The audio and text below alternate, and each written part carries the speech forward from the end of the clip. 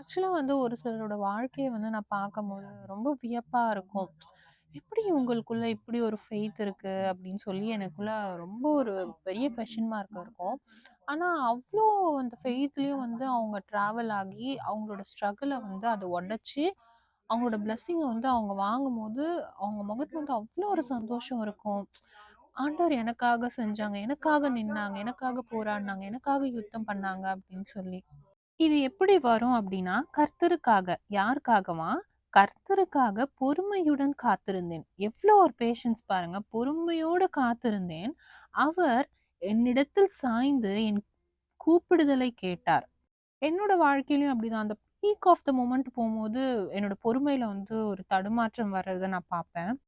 As a human being we tend to do that. நான் சொன்ன வார்த்தையிலேயே answer இருக்கு. யாருக்காகவா? கர்த்தருக்காக. மனுஷனுக்காகவோ, உங்களுடைய சூழ்நிலைகளுக்காகவோ, எதுக்காகவும் இல்ல. கர்த்தருக்காக பொறுமையோடு காத்திருங்க.